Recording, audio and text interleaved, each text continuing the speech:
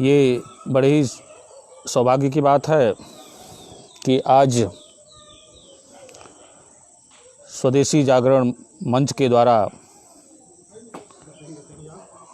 पूर्वी उत्तर प्रदेश के Facebook page से हमें स्वावलंबन भारत और पर्यटन की भूमिका विषय पे अपने विचार रखने के लिए मौका मिला है।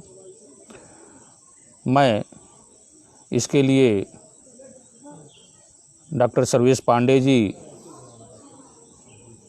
श्रीमान अजय जी को हृदय से अपनी कृतज्ञता अर्पित करता हूं कि उन्होंने मुझे अपने विचार रखने का सौभाग्य दिया, शुभ अवसर दिया। बंधुओं, स्वदेशी से स्वावलंबी भारत और इसमें पर्यटन उद्योग की जो भूमिका है, इस विषय पर मैं अपना विचार आप लोगों के बीच में रखूंगा। स्वदेशी जागरण मंच पूर्वी उत्तर प्रदेश का ये जो फेसबुक पेज है, इस पे नियमित संवाद का कार्यक्रम काफ़ी दिनों से चल रहा है। उसी श्रृंखला के तहत मुझे भी यह मौका मिला है कि अपना मैं विचार रखूं।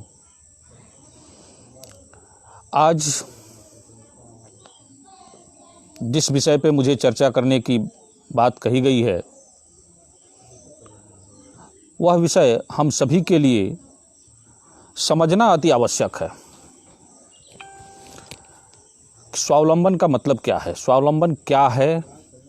कैसे स्वावलंबी, किस चीज़ को स्वावलंबन हम समझेंगे? जिस प्रकार ईश्वर ने मनुष्य को उसके हाथ पैर देकर, बुद्धि विवेक देकर, ज्ञान देकर, शक्ति देकर आत्मनिर्भर बनाया है, स्वावलंबी बनाया है, ताकि वह अपने हाथों को उपयोग करके, पैरों का उपयोग करके, मन बुद्धि विवेक का उपयोग करके इस चराचर जगत में अपने आप को प्रतिष्ठित कर सके, समाज के लिए, राष्ट्र के लिए, सबके हित के लिए अपने आप को खड़ा कर सके। उसी प्रकार से व्यक्ति के जिस प्रकार से हाथ पैर उसके स्वावलंबी होने का, स्वस्थ हाथ पैर स्वावलंबी होने का कारण है, ठीक समाज का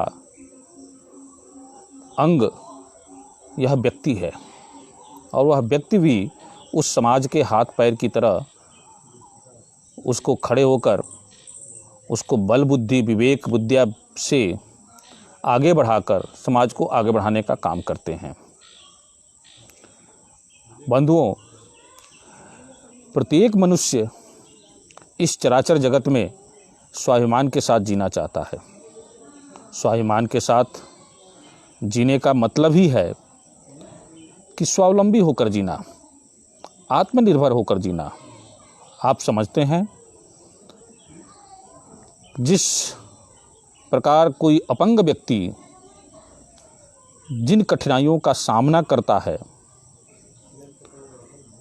किस प्रकार से वह दूसरे पर निर्भर होता है और उस निर्भरता को अपने जीवन में वह कितनी आपदाएं झेलते हुए आगे बढ़ता है, ठीक उसी प्रकार से अगर हमारा समाज, हमारा देश, हमारा राष्ट्र अगर आत्मनिर्भर नहीं होगा, स्वावलंबी नहीं होगा, तो जो उस व्यक्ति की मना स्थिति होती है कि जो अपंग होते हुए, दिव्यांग होते हुए और अपने जीवन यापन करता है, उन कठिनाइयों का सामना करता है, उसी प्रकार से राष्ट्र भी जिस क्षेत्र में स्वावलंबन नहीं है, वहाँ दिव्यांग ही कहा जाएगा।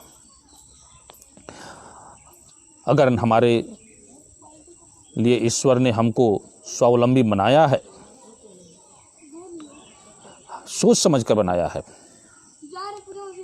ये हमें विचार रखकर देखना चाहिए कि जो दूसरे को सहारा देते हैं, या जो दूसरे के सहारे पर निर्भर होते हैं उनको किस प्रकार का अनुभव होता है।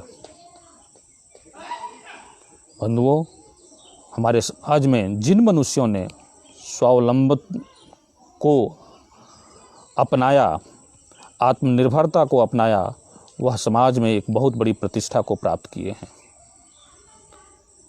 स्ट्रीट लाइट के नीचे बैठकर पढ़ने वाला व्यक्ति स्वावलंबन को अपनाकर अमेरिका का राष्ट्रपति बनता है।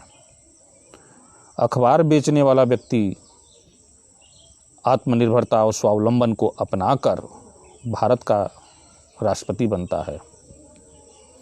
चाय बेचने वाला व्यक्ति स्वावलंबन को अपनाकर देश का प्रधानमंत्री बनता है। ऐसे अनेकों उदाहरण मिलेंगे कि जो नीचे सामान्य से परिवार में रहते हुए भी अपने जीवन काल में जीवन की उन ऊंचाइयों को छुए हैं जिनको सामान्य व्यक्ति नहीं पहुंच सकता है। बंधुओं, जिस तरह इन व्यक्तियों ने स्वावलंबन को अपनाकर अपने आप को उठाया है, उसी प्रकार से अगर समाज स्वावलंबी होने लगता है और वह दूसरे के सहारे पर निर्भर होकर रहना पसंद नहीं करता है, उसी प्रकार उसी समय से समाज भी आगे बढ़ने लगता है। और समाज जब आगे बढ़ता है तो देश आगे बढ़ता है। अगर जिस समाज का व्यक्ति स्वावलंबी नहीं होता है तो हम कह सकते हैं कि उसी दिन से स्वावलंबन की भावना नहीं रहती है, अपनेपन की भावना नहीं रहती है, अपने कर्मठता पे, अपनी स्वावलंबिता पे विश्वास नहीं रहता है। उसी दिन से उस समाज का या उस राष्ट्र का या उस देश का पतन भी शुरू हो जाता है। ऐसे अनेकों उदाहरण मैं कुछ का चर्चा भी आपसे करूंगा कि किस प्रकार से स्वावलंबी बनाकर स्वदेशी को अपनाकर कई राष्ट्रों ने अपने आप को उठाया और कई राष्ट्र जो इसको भूल गए वह पतन की तरफ बढ़ते गए, गिरते गए। जागरूक होकर स्वावलंबन पर आगे बढ़ते हैं तो उत्थान होना शुरू हो जाता है, और अगर इसको जैसे जैसे हम भूलते जाते हैं तो वैसे वैसे पतन होना शुरू होता है। बंधुओं, हमारी या समाज की या देश के व्यक्तियों की मूलभूत आवश्यकताओं को देखें तो 3 मौलिक आवश्यकताएं हैं: रोटी, कपड़ा और मकान। भारत को भी अगर देखें तो भारत में हम इन सभी क्षेत्रों में पहले आत्मनिर्भर थे, लेकिन आज की स्थिति क्या है, वर्तमान स्थिति क्या है? रोटी की दृष्टि से देखिए तो रोटी के स्थान पे विदेशी बर्गर और पिज़्ज़ा ने ले लिया है। विदेशी खाद्य पदार्थों ने, जो कि हमारे जलवायु, हमारे संस्कार, हमारे परंपरा, हमारे रीति, हमारे स्वास्थ्य किसी प्रकार से हमारे लिए हितकर नहीं है, लेकिन वे हमारे भोज्य पदार्थों में रोटी को रिप्लेस कर रहे हैं। काफ़ी हद तक शहरों में देखिए, गाँव में देखिए तो बर्गर पिज़्ज़ा की पार्टी होती है, लोग उसको अच्छे भोज्य पदार्थ मान के उसका सेवन कर रहे हैं, रोटी को त्यागने लगे हैं। कपड़ा की दृष्टि से देखिए तो भारतीय परिधानों, बंधुओं, हमेशा से परिधान जलवायु के आधार पर निर्भर होता था। भारत में ही अगर देखिए तो अनेक प्रकार के वस्त्र पहनने की परंपरा आपको दिखाई पड़ेगी, लेकिन इन सब पे एक नई परंपरा जो अंग्रेजियत की थी वह छा गई, और उस अंग्रेजियत की परंपरा ने हमारे वस्त्रों पे भी अपना अधिकार जमाया, और उस परंपरा के तहत हमने अपने वस्त्रों को, या यूँ कहिए कि जो भारतीय वस्त्र थे उनको त्याग कर अंग्रेजी वस्त्रों को धारण कर लिया। शिक्षा के केंद्रों में बौद्धिक वर्ग जितने लोग दिखाई पड़ते हैं, आज वो अगर टाई और कोट न पहने तो उनको लगता ही कि नहीं कि वो जेंटलमैन है। वो अपने आप को विद्वान मानते ही नहीं, और अगर दूसरा अगर नहीं पहना है तो दूसरे को भी देख के विद्वान नहीं मानते। विद्वता का परिचय उनका वेशभूषा पहनावा हो गया है। मकान में अगर देखिए तो उसमें भी गुलामी की मानसिकता दिखाई पड़ती है। भारत हमेशा से स्थापत्य कला में बहुत समृद्ध देश रहा है, लेकिन आज इस नकल की दुनिया में देखिए तो लोग किस प्रकार से विदेशी वस्तुओं का प्रयोग करके अपने मकानों में साज सज्जा के रूप में प्रयोग कर रहे हैं। मकान में बड़ा गौरवान्वित महसूस करते हैं कि मैंने इटालियन मार्बल लगाया है। भारत का मार्बल पूरे विश्व को पसंद है, लेकिन भारतीयों को जो है इटालियन मार्बल, यह कौन सा मत है, कौन सा विचार है कि जो हमें इस तरह का जो है अपनी तरफ खींच रहा है। बंधुओं, रोटी कपड़ा मकान के अलावा देश की बहुत सारी चीज़ें हमारे मन मस्तिष्क पे इस विडंबना ने घर कर दी है, जो हमें अनेक प्रकार से गुलामी की तरह जो है जकड़ कर रखा है। आज हमारे देखिए तो विदेशी वस्तुओं का प्रयोग करना गौरव की बात महसूस करने लगे हैं लोग। यही नहीं, अभी तो कुछ साल पहले तक खेलों में भी जो है विदेशी कोच अगर रखना है तो विदेशी रखेंगे। क्यों? क्योंकि जो है स्वदेशी को पढ़ाने नहीं आता। शिक्षा ज्ञान की परंपरा में देखिए तो ज्ञान में जो है उनको भारत के ज्ञान पे विश्वास ही नहीं, विदेशों के ज्ञान पे। जबकि बंधुओं, भारत आज से नहीं, प्राचीन काल से यह शिक्षा का एक बहुत बड़ा केंद्र रहा है। जब विश्व में कहीं भी शिक्षा नहीं दी जाती थी, उस समय भारत में हर गांव में शिक्षा के केंद्र हुआ करते थे। हमारी शिक्षा आज गुलामी से दबी हुई है। हमारे शिक्षण का कार्य और अनुसंधान इस समय दोनों अभारतीय हो गए हैं, उसमें भारतीयता रही नहीं गई है। शोध तो बिल्कुल हम भारतीय दृष्टि से करते ही नहीं। शिक्षण के केंद्रों में बिल्कुल अभारतीयता का फैलावा बढ़ता जा रहा है। क्या इन सब चीज़ों के बढ़ने से हम आत्मनिर्भर हो पाएंगे? क्या स्वावलंबी हो पाएंगे? क्या आत्मनिर्भर भारत तभी बनेगा जब स्वदेशी और स्वावलंबन को हम अपनाएंगे।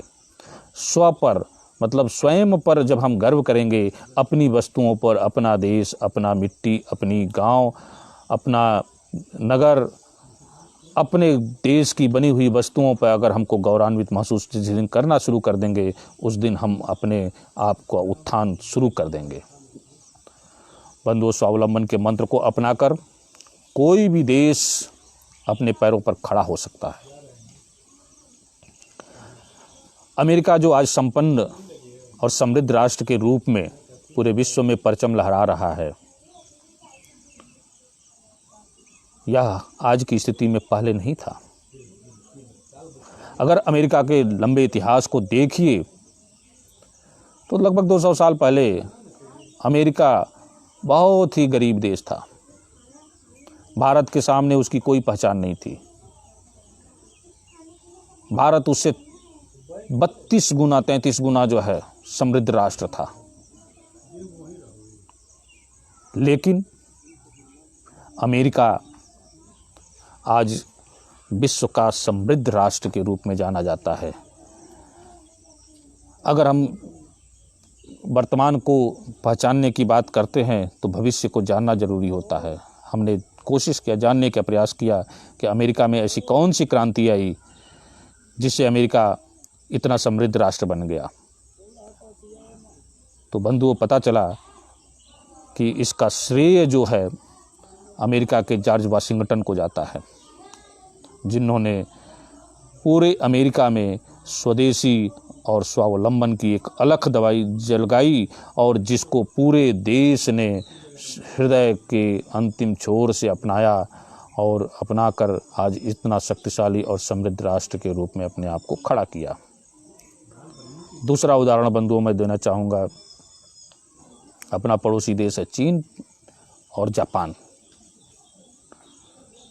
जापान की क्या कहूँ मैं, जापान तो मतलब इतना बुरी स्थिति से गुजरने वाला देश, जिसने 3-3 बार जो है गुलामी को देखा हो, जिसके देश पर परमाणु बम का अटैक हुआ हो, जिसके 2 शहर 50-60 साल बीतने के बाद भी, 70 साल बीतने के बाद भी उस परमाणु बम की विभत्सता को आज भी दंश को झेल रहे हैं, वह देश आज बहुत आगे निकल गया है। कैसे निकला? तो उसके पीछे भी यही है, उसकी जड़ में भी यही है कि 75 साल पहले उसकी यह स्थिति नहीं थी, लेकिन इतनी झंझावातों को देखते हुए, झेलते हुए आज वह समृद्ध बन गया, क्योंकि उसने अपने स्वदेशी और स्वावलंबन को अपनाया। बंधुओं, जापान के उदाहरण देते समय मुझे एक बात भूलती नहीं है।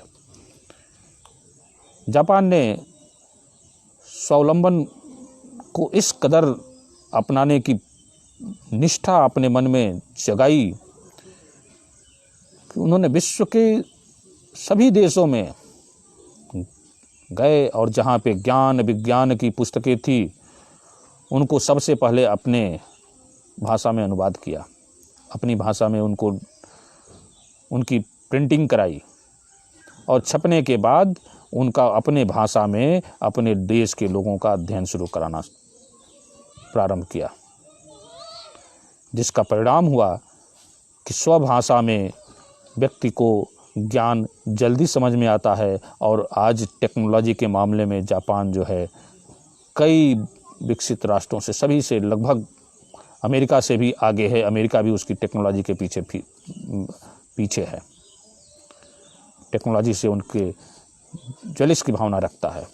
पूरा विश्व को जापान की टेक्नोलॉजी पे गर्व है, अच्छा लगता है उसकी टेक्नोलॉजी, तकनीकी ज्ञान उनको जो है कई हम सभी से अच्छा है, ये मानते हैं हम। चीन को देखिए, तो चीन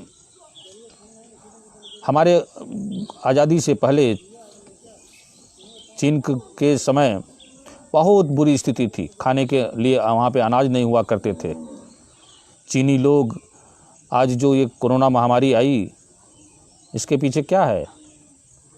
तो पुराने 30-35 साल पहले, 40 साल पहले का अगर इतिहास देखिए तो वहाँ पे इतनी ज़्यादा भूखमरी थी कि वहाँ के शासकों ने लोगों को बरगलाकर, झूठ बोलकर यह बताना शुरू किया कि इन पक्षियों को खाओ, इन जानवरों को खाओ, तो इससे शरीर में लाभ मिलता है। क्यों? क्योंकि अनाज खाने के लिए नहीं था, तो जानवरों को मारकर खाने की प्रेरणा देना शुरू किए, उनके लाभ को झूठा लाभ बताना शुरू किए, जिसके कारण उनके अंदर कई बार चीन में इस तरह की बीमारियां फैली और लाखों की संख्या में लोग मरे हैं।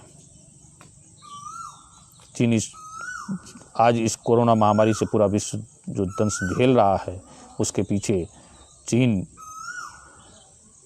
का ही हाथ है। और चीन ने, इसके कारण वही है कि उस जो अन्न के प्रति उनकी जो है जो कमी रही, और वो जानवरों के प्रति उनका जो लगाव बढ़ाया गया, उनको चमगादड़ खाना, चमगादड़ से ये बीमारी आई, तो ये कहाँ से आया? उनकी मानसिकता का ही परिणाम है। लेकिन चीन में एक नेता हुए माओ जेडांग, और उन्होंने चीन के अंदर स्वदेशी की अलख जगाई और पूरे देश को जागृत करने का काम किया, और पूरा चीन स्वावलंबन को अपनाकर खड़ा हो गया। 70-72 वर्षों में जो है चीन किस स्थिति में है, आप ये देख सकते हैं। मलेशिया का उदाहरण है, 30-32 वर्षों में अपने आप को किस तरीके से उसने स्वावलंबन को, स्वदेशी को अपनाकर खड़ा हो गया है। बंधुओं, मैं 2010 में गया था दुबई, यूएई की यात्रा पे। तो दुबई में वहाँ पे एक गाइड था वो बता रहा था, एक कॉन्फ्रेंस में गए हुए थे, काफ़ी इंडिया से लोग थे, करीब 30-35 लोग। तो गाइड ने बताया कि जितनी भी आप बिल्डिंगें देख रहे हैं ये सारी बिल्डिंगें 10 साल से पुरानी नहीं हैं। दुबई ने अपने सारे कंस्ट्रक्शन को गिराकर और फिर से नया कंस्ट्रक्शन, फिर से नया दुबई बनाया है, और ये सभी बिल्डिंगें 10 साल पुरानी है मात्र। पता चला कि 10 साल पुरानी है। दूसरी बातें उसने बताई कि यहाँ जो है लाइट नहीं कटती। जब से बिल्डिंग बनी है तब से लाइट नहीं कटी है, और अगर काटना होता है लाइट तो पहले हमारे यहाँ खबर आती है बिल्डिंग को कि आपके यहाँ लाइट कटेगी। इतना स्वावलंबन। पता चला कि उनके यहाँ तो मिट्टी है ही नहीं है, खेती कर नहीं सकते, तो पानी की जहाज से भारत से मिट्टी वहाँ उन्होंने मंगाया और अपने यहाँ बालू पर उसको प्लास्टिक के ऊपर फैलाकर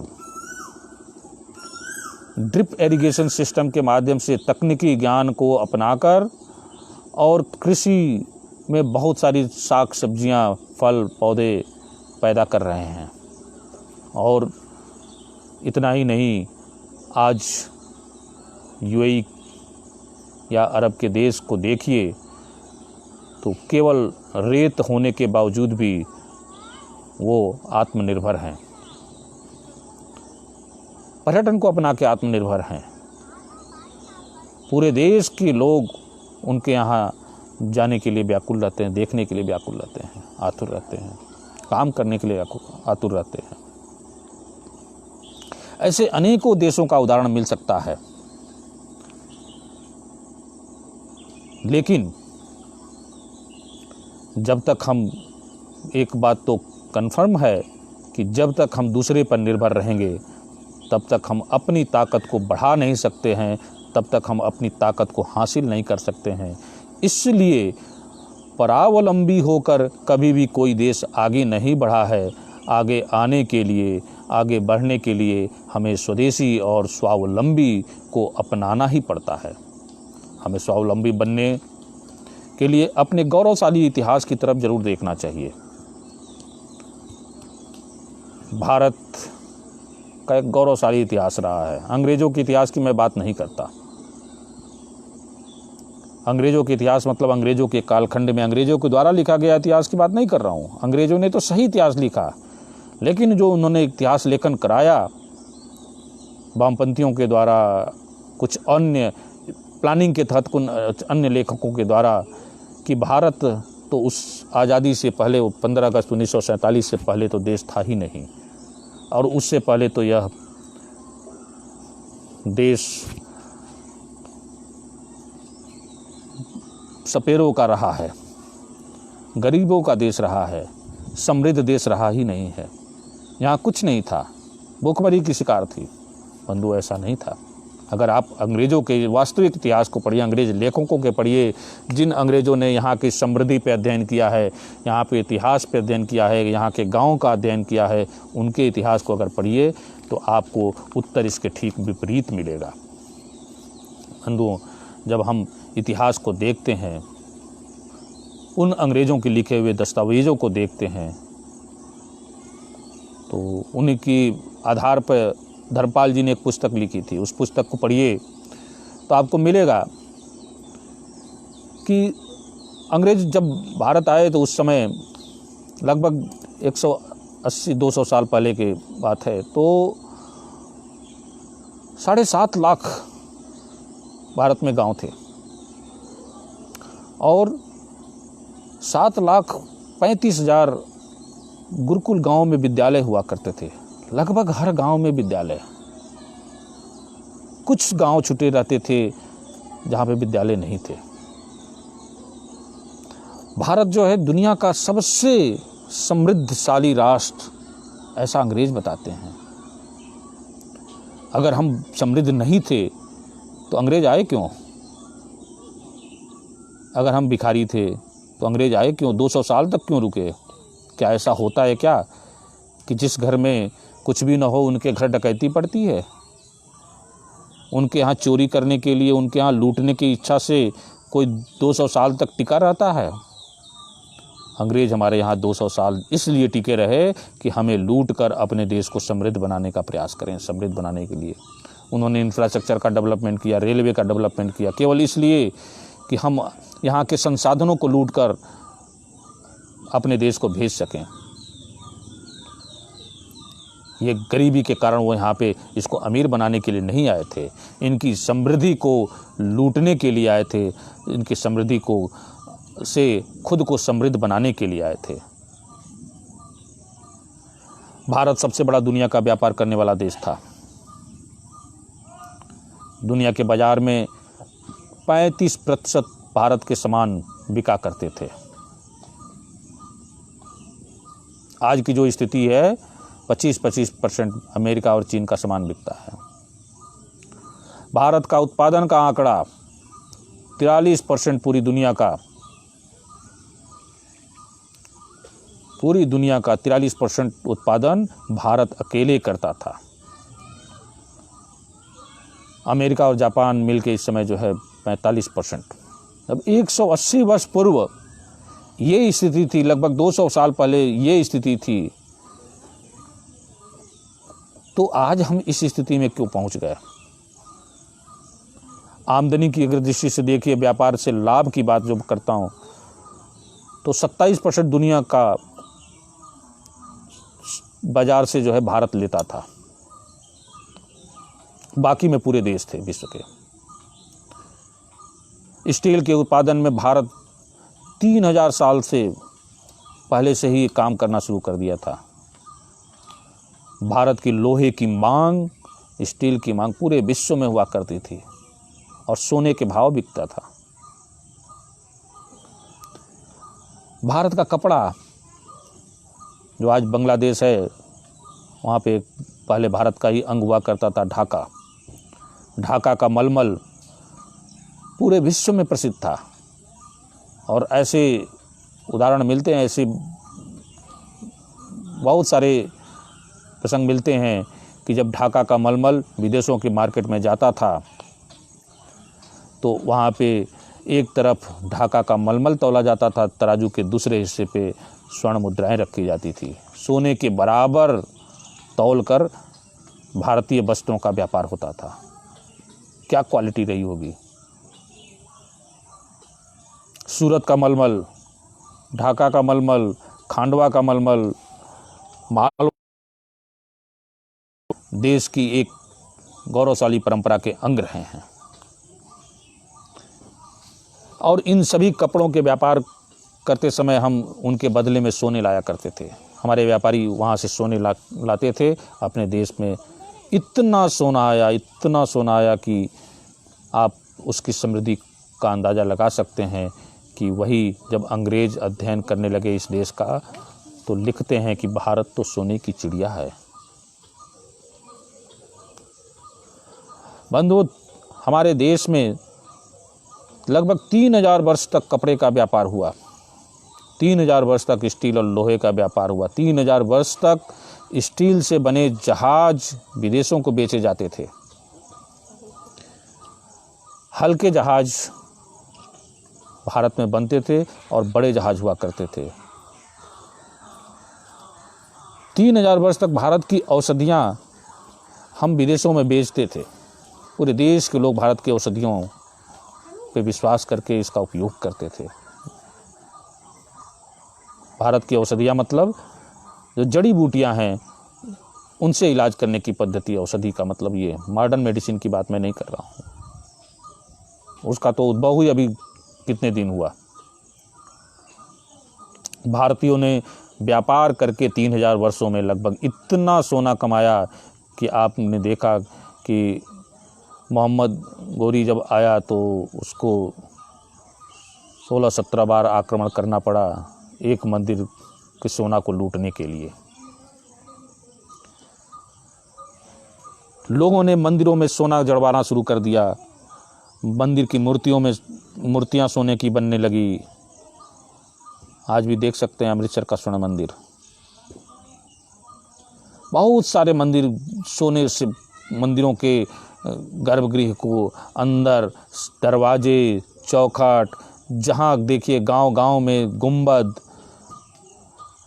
ये सभी सोने का जो है, हर जगह इतना सोने की अधिकता हो गई कि लोग जो है सोने का उपयोग मंदिरों में करने लगे। जब मंदिरों की ये स्थिति थी तो घरों की क्या स्थिति होगी। घरों की स्थिति का भी मैं थोड़ा आपको वर्णन कर दूं। भारत के घरों में सोना जो है गिन के नहीं रखा जाता था। अंग्रेज इतिहासकार लिखते हैं कि पूछने पे कि क्यों आपके यहाँ सोना ऐसे क्यों रखा हुआ है, तौल के रखा हुआ है।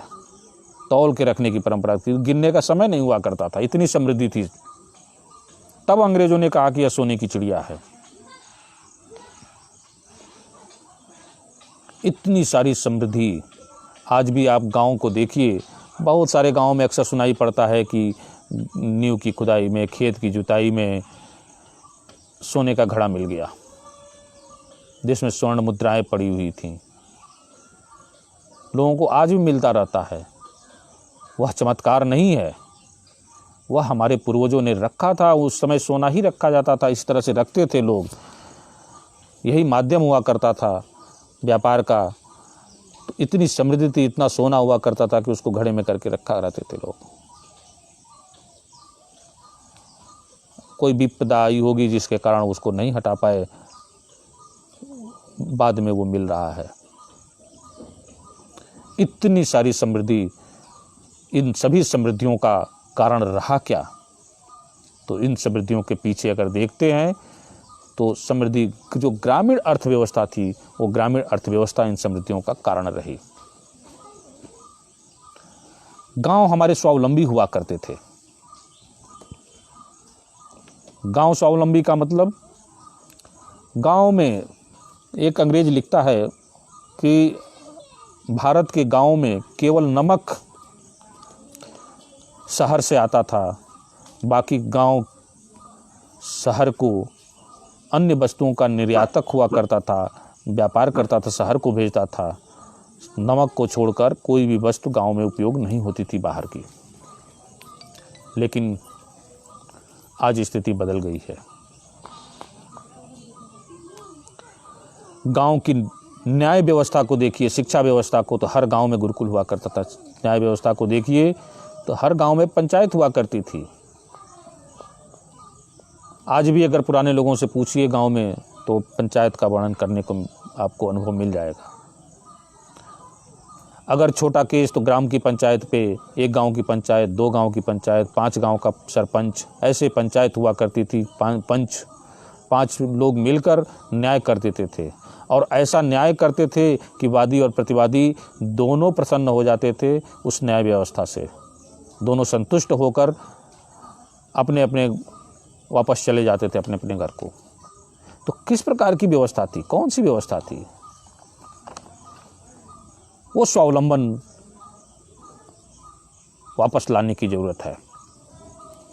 बंधुओं, मैं मैक्स मुलर की एक शिक्षा व्यवस्था क्या थी, ज्ञान की व्यवस्था क्या थी, उस पर आपको मैक्स मुलर ने लिखा है। वो इंडिका, मेगास्थनीज की पुस्तक है इंडिका। उसमें लिखा है उसने कि मैं जब भारत का भ्रमण कर रहा था तो पूरे देश का भ्रमण किया, और पूरे देश का भ्रमण करते हुए हमें कहीं भी भारत में विवाद नहीं मिलता था। विवाद कहाँ से मिलेगा? न्याय व्यवस्था इतनी सुदृढ़ थी कि वो विवाद जो है गांव में ही, ग्राम के स्तर पे ही निपट जाता था। उसको एक अजीब टाइप का विवाद मिला पाटलिपुत्र के पहले, करीब 20 मील पूर्व। उसने बताया है कि एक गांव में 2 लोग आपस में विवाद कर रहे थे, और उन लोगों ने कहा, विवाद का कारण था कि एक व्यक्ति ने अपना खेत बेचा था, दूसरे ने खरीदा था।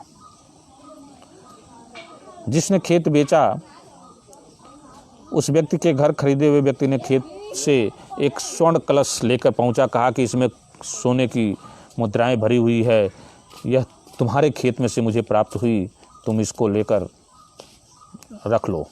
उसने कहा, नहीं, मैंने खेत बेच दिया है, अब इसको मैं नहीं रखूँगा। तो उसने कहा, नहीं, मैंने केवल तुमको इस भूमि का मूल्य दिया है, इन स्वर्ण मुद्राओं का मूल्य नहीं दिया है, इसलिए इस पे तुम्हारा अधिकार है, तुम इसको रखो। वह व्यक्ति पुनः बार बार मना करता है कि नहीं, ये तुम्हारे भाग्य से निकला है, मैं तो इतने दिनों से खेत की जुताई कर रहा था, मुझे तो नहीं मिला। तुम्हें मिला है तो तुम्हारे भाग्य का है, ये इस पे मेरा अधिकार नहीं है, यह मेरे लिए पाप का हो जाएगा। दोनों आपस में लड़ने लगे कि मैं इसको क्यों रखूं, तो मैं इसको क्यों रखूं। विवाद यही था। मेगास्थनीज को बड़ा आश्चर्य होता है, वो रुकता है घोड़े से और देखता है। न्याय ग्राम स्तर पे पहुंची तो 2 गांव के लोगों ने मिलकर सोचा कि निपटा दें, लेकिन दोनों मानने के लिए तैयार नहीं हुए। मामला राजा के पास पहुंचा। राजा भी इसमें न्याय नहीं कर पाया, तो अपने पुरोहित से पूछा कि अब इसको क्या करूं महाराज। तो पुरोहित ने कहा कि ये दोनों अपने स्थान पे सही हैं, वैसे तो इस धन को जिसने खेत बेचा है उसको ले लेना चाहिए, क्योंकि उसी का पैतृक खेत है तो संपत्ति भी उसी की होनी चाहिए। लेकिन अगर वो इनकार करता है और ख़रीदने वाले भी इनकार करते हैं तो राजा इस कोष को रख लें और जितना जल्दी हो इस धन का उपयोग समाज कार्य के लिए करें। समाज में ऐसे नेक कार्य जो समाज के हितकर कार्य हों उसमें इसको खर्च कर दें। और एक बात का ध्यान रखें कि यह कोष राजकोष से मिलना नहीं चाहिए, नहीं तो राजकोष भी अपवित्र हो जाएगा। ऐसी भावना, ऐसी शिक्षा हुआ करती थी। ऐसे गांव थे, ऐसे लोग थे भारत के। वो कहाँ गए? हर गांव में एक वैद्य हुआ करता था। भारत की समृद्धि इतनी थी। हर गांव में हाड़ वैद्य हुआ करते थे, ऑर्थोपेडिक।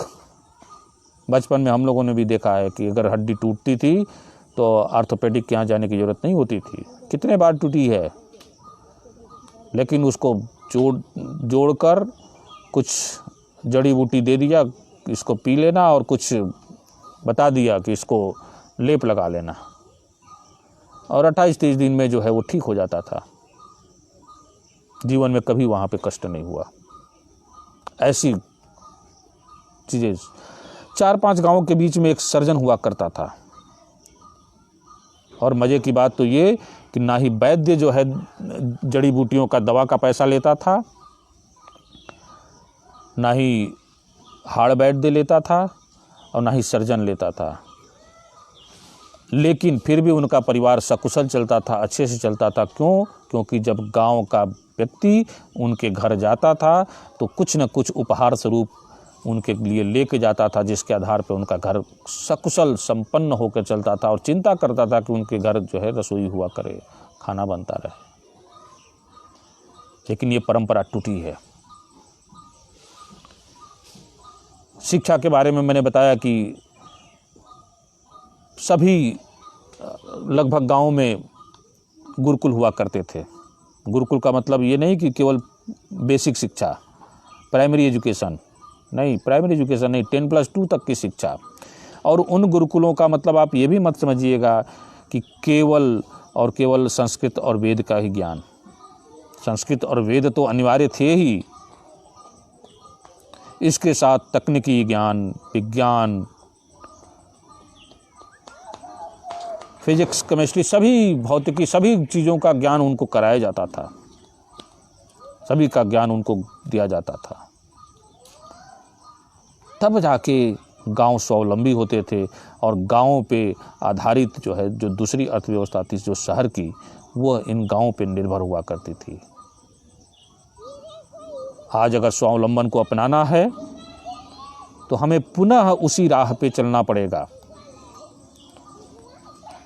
पर्यटन का इस स्वावलंबन को अपनाने में, भारत को स्वावलंबी भारत बनाने में एक महत्वपूर्ण भूमिका हो सकती है बंधुओं। क्योंकि पर्यटन सांस्कृतिक है, पर्यटन धार्मिक है, पर्यटन गांव में है। हर गांव हमारा पर्यटन का केंद्र है। संस्कृति रूप से देखिए तो कोस कोस पे पानी बदले 4 कोस पे बाड़ी, ऐसी संस्कृति की और ऐसी विभिन्नता पूरे विश्व में कहीं नहीं मिलती है। ये जो सोशल एंड कल्चरल डाइवर्सिफिकेशन है पूरे विश्व में कहीं नहीं मिलता है। तो पर्यटन की इसमें महत्वपूर्ण भूमिका हो सकती है। पर्यटन उद्योग,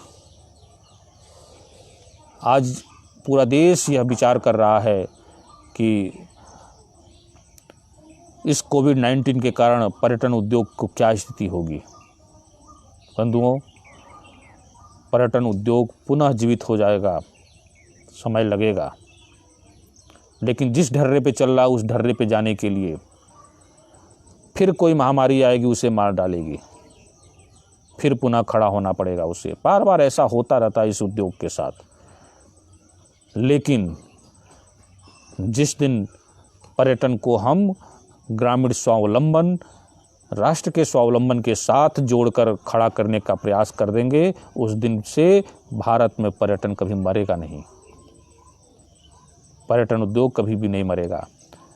भारत का पर्यटन उद्योग 5 स्टार का पर्यटन उद्योग नहीं होना चाहिए, होना ही नहीं चाहिए। भारत गांवों का देश है, तो गांव के पे आधारित पर्यटन का विकास करना होगा। जिस समय गांव अगर हमारे लोगों को आकर्षित करने लगेंगे, आज भी आकर्षित करते हैं, लेकिन हम उनको आकर्षण का केंद्र बनने नहीं दिए। अगर हम अपने गांवों को आकर्षण का केंद्र बनाएंगे तो पर्यटन के कारण हमारा गांव समृद्ध होगा, और समृद्ध होगा तभी जो है स्वावलंबी होगा। हमारे गांव को आधार बनाकर रूरल टूरिज्म को, एग्रीकल्चर टूरिज्म को, वेलनेस टूरिज्म को, हेल्थ टूरिज्म को, बहुत सारी एस्पेक्ट हैं जिनको विकसित करके हम पर्यटन को बढ़ावा दे सकते हैं। आज इस मौके पे आप सभी ने हमें ये मौका दिया अपनी बात रखने का। मैं पुनः एक बार आप सभी को प्रति अपना आभार व्यक्त करता हूँ, कृतज्ञता अर्पित करता हूँ। धन्यवाद, नमस्कार।